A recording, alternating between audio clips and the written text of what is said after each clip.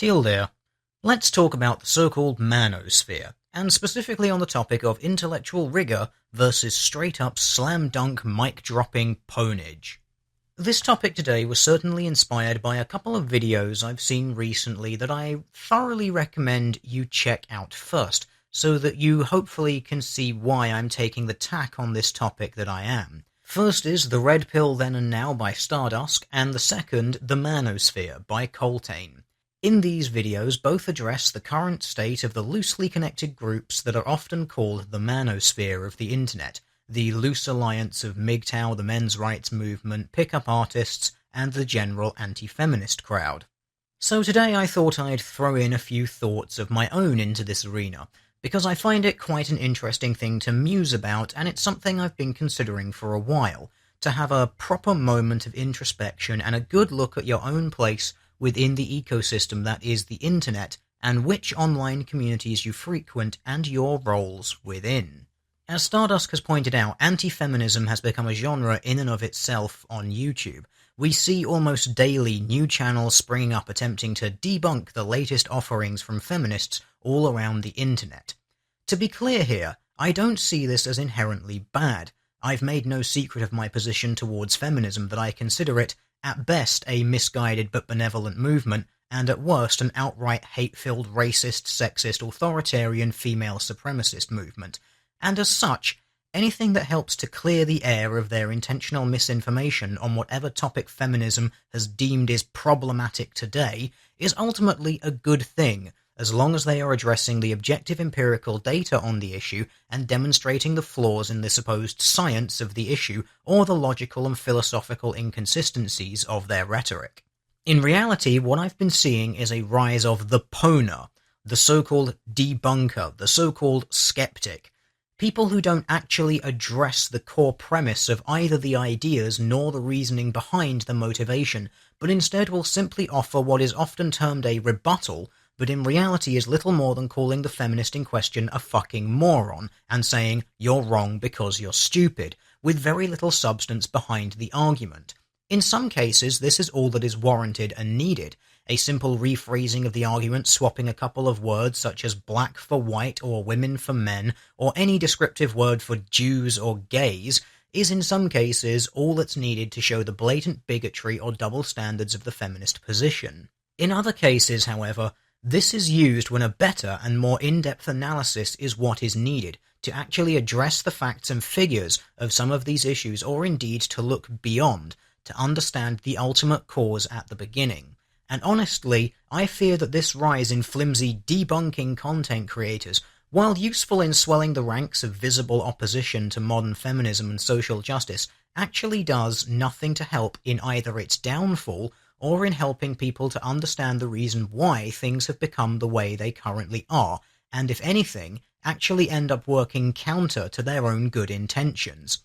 In doing a call-out video or a takedown video or a debunking video, phrases I hear from people on a daily basis as requests, when that video takes the form of nothing more than a string of witty insults and put-downs, this only serves to solidify the feminist or social justice advocates' views that the world is a terrible place full of misogynists or bigots or racists or whatever ist or ism they'd care to label you, and then be thrown back into the social justice cauldron of evidence that perpetuates its own existence. For every video that looks at the data behind a study or a piece of supposed evidence that that social justice feminist will use and demonstrates the flaws in methodology, sample size, etc., there are 10 that basically just say, you're wrong because you're dumb. Also, you're ugly.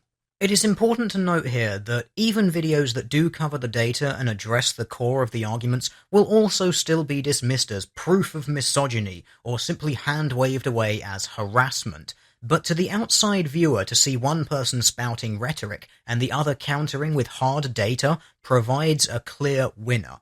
To look in and see two people swapping rhetoric and insults demonstrates neither side to be the victor, and leaves the viewer to decide on their own on which side they favour best, and we'll see why that is a problem later, especially when one of those parties is female or is claiming to act in the interests of women. This is something that I think needs to be addressed, and is something I do not exclude myself from, There have been people even stating to me that I'm not as funny as I used to be in older content, and this I think is true, and is because, as I've said before, I've made a conscious effort of late to move away from the old pattern that I began in, of frequent jokes and mockery with occasional data, to frequent or entirely data with the occasional joke or mock. Something that, while not as entertaining, I think, actually helps to combat at least the surface problem. Which is why I couldn't help but notice any supposed rebuttal to me is always aimed at really old content from back in the days when I was but a humble road sign.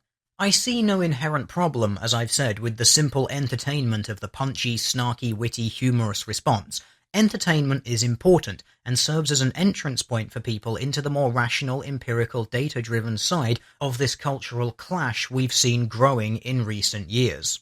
It's a humour-laden reminder to people, not directly involved, but who are just beginning to see the effects of social justice, feminism, and cultural Marxism in their lives, that they are not alone in thinking this is strange, weird, or outright crazy. However, I think there's a growing disparity between the numbers of people doing the humour entertainment side, the easy attention-grabbing part that, as we've seen from the explosion of channels doing it, that can lead to some pretty easy e-fame, and the number of people willing to dig deeper and do the legwork to interpret and understand data and its underlying causes. So what are these underlying causes I've mentioned throughout this video?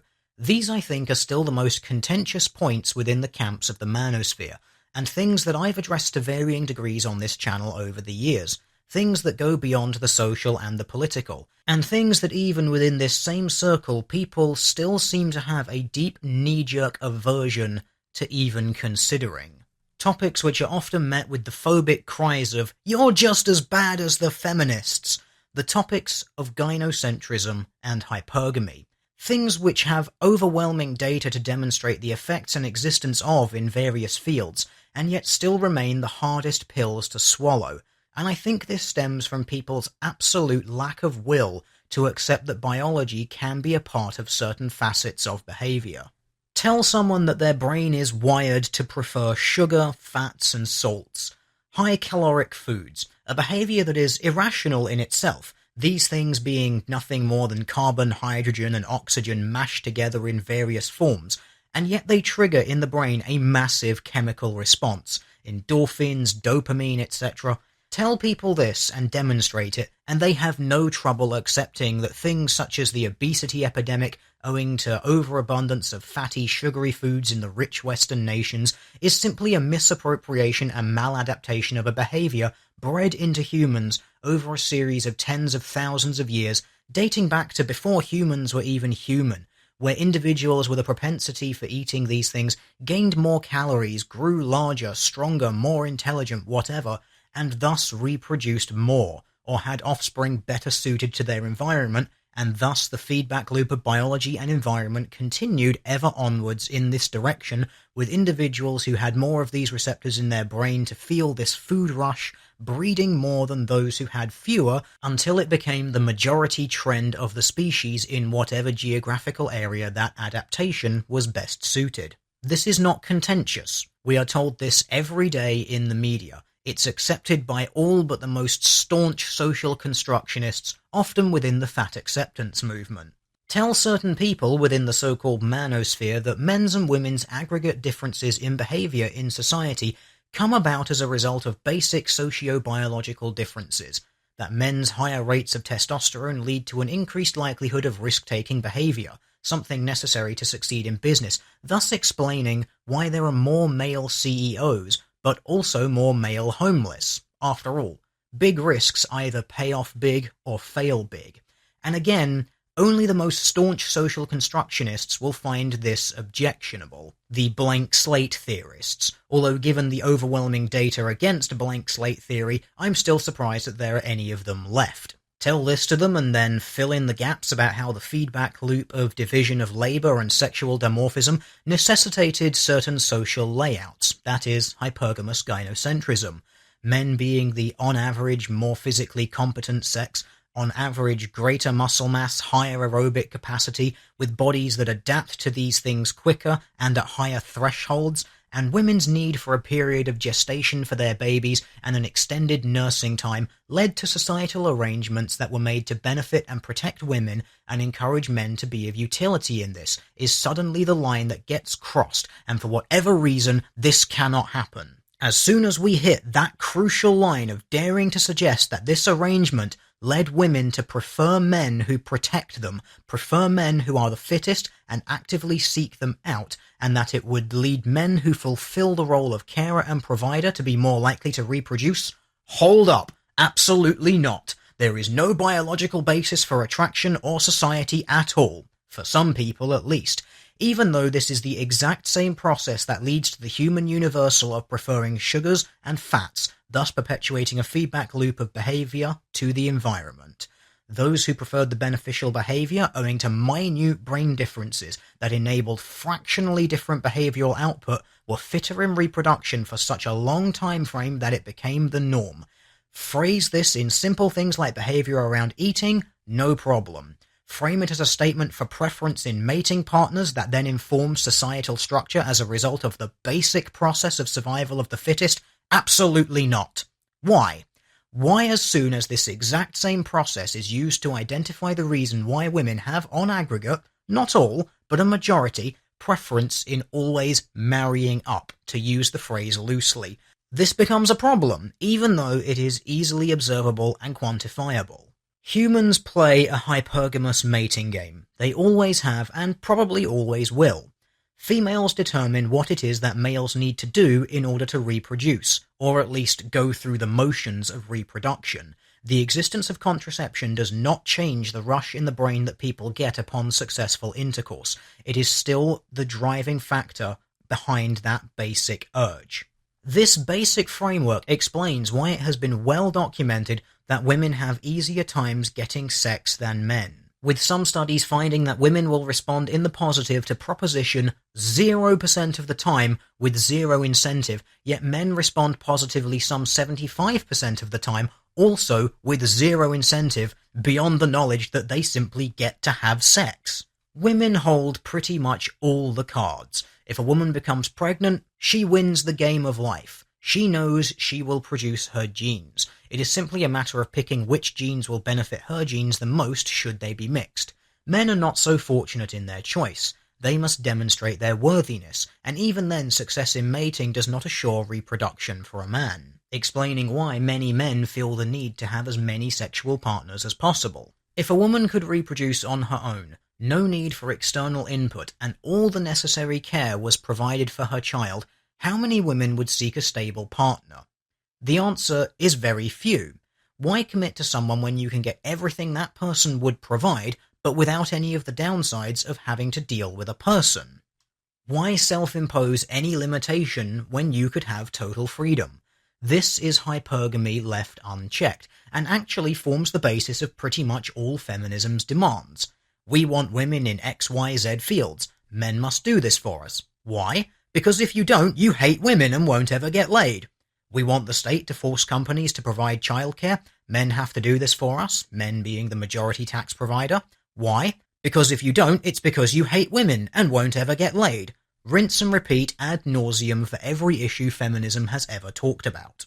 Why is it the anti-feminist, anti-social justice warrior crowd is suddenly so anti-science when it comes to this point?